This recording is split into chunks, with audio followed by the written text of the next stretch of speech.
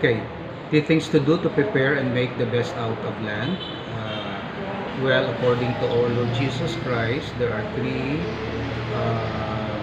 important activities that we are to do during Lent, uh, namely prayer, fasting and abstinence, and almsgiving. Prayer, of course, refers to our relationship with God. Fasting or abstinence refers to our self-control, relationship to self, and almsgiving, relationship with other people. So it's an integral preparation for Lent, relation to God, prayer, we listen to Him, in relation to ourselves, fasting, abstinence, self-control, self-restraint, to follow the examples of Christ. And in relation to others, we have the almsgiving, like works of charity, works of mercy, feeding the poor, visiting the sick, and many more. So how the young people could contribute to the church in their own little ways during this season. Of course, we should follow the three general categories of our activities. We should intensify our prayers, devotional prayers like the Via we participate in our respective parishes. We, of course, do our rosary and our devotionals.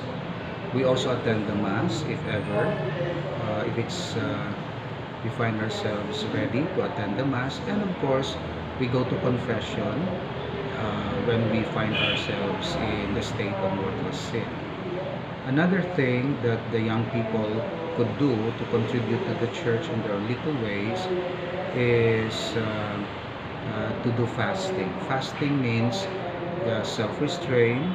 Instead of spending money for some luxurious things, we keep our money, we don't self-indulge, and then the money that we gather, we collect because of our fasting and abstinence, we share to other people, okay, to our neighbors, most especially to those who are less fortunate.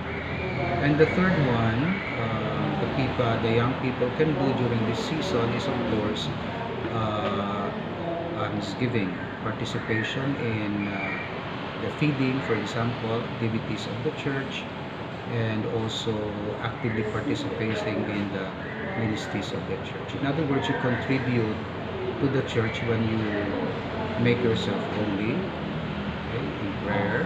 When you worship God, you also contribute to the sanctification of the world. You do your duties at home with love, okay, and promptly and generously, and as much as possible, you do your best. Okay? Whatever task is assigned to you at home or in the community. How to listen to God in prayer. Of course, because prayer is a conversation, it's a dialogue, there's a time for listening. And you listen only when you are silent, when you keep quiet, because you cannot listen if you do the talking. So meditation, discernment of God's will. We also listen to God by reading His Word, and we also listen to God by listening to the counsels of our spiritual directors, and we also listen to God in prayer when we participate in community prayer. Okay? Of course, we have our personal prayers inside our room or with our family. Okay? But to listen demands silence. Silence, we reduce the noise, we reduce things that could disturb us with our conversation to God, and we really find time and even spend to go to sacred places like church or shrines, okay, to really meditate on the grace of God and the power of God.